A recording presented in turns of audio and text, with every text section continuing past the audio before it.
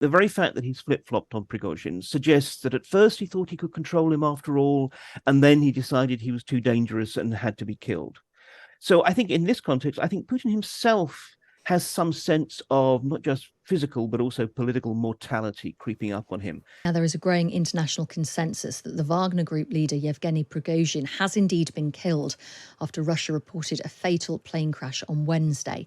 The UK Ministry of Defence says this morning, while there's not yet definitive proof Prigozhin was on board, despite him being known for exceptional security measures, it is highly likely the mercenary leader is dead.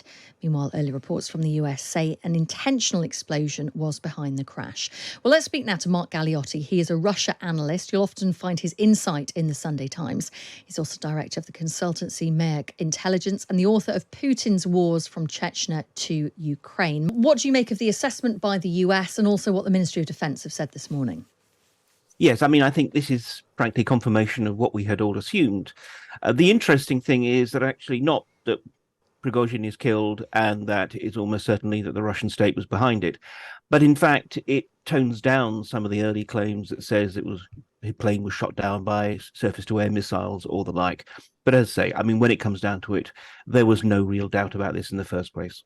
Why was it that 3 senior members of the Wagner Group were all on the same plane when we're being told that Prigozhin was really, really particular about his security? Well, look, why, for example, does the American president and the vice president not travel in the same plane? The answer is for continuity, for the sake of the state. So if one of them, for some reason, gets killed or the like, there will still be someone to take over. Prigozhin, frankly, there's no real reason to believe that he cared about what would happen to Wagner after his death.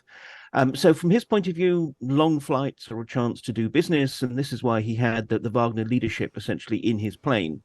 And obviously, this does mean, in fact, that this bomb absolutely decapitated the Wagner Group. Well, that's what I want to ask you as well. What is the future of Wagner now? Because we know that they have a diminished role in Ukraine, but still very active in Africa.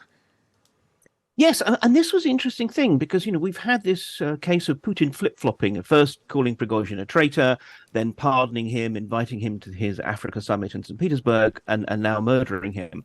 And the signs were clearly that Putin wanted Wagner to continue to be active in Africa because it earns Russia a certain amount of money, but more to the point, it's a chance for Russia to continue to have some kind of influence in the world and, quite frankly, to needle the West, which is also a pretty strong goal for Putin.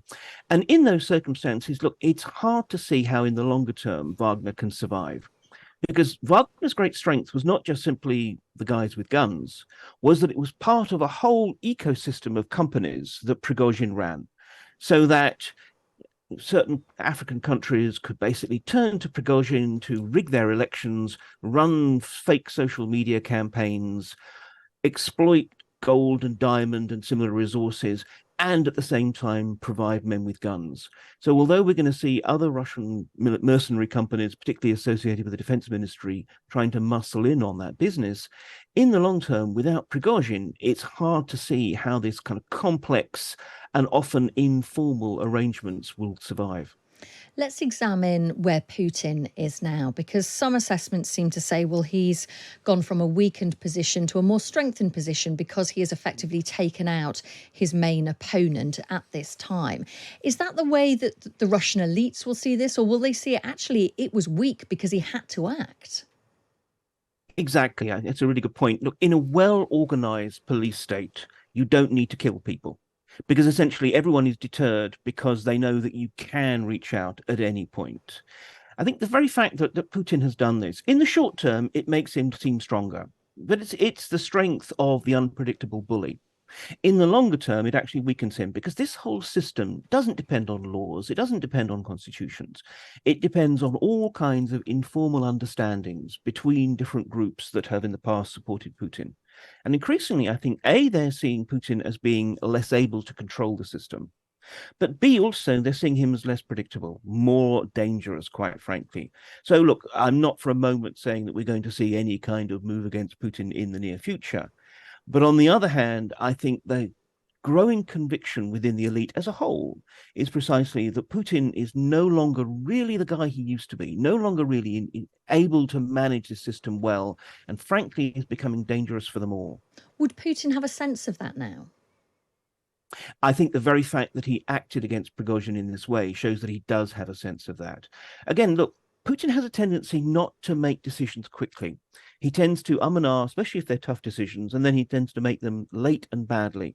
And I think the very fact that he's flip-flopped on Prigozhin suggests that at first he thought he could control him after all, and then he decided he was too dangerous and had to be killed.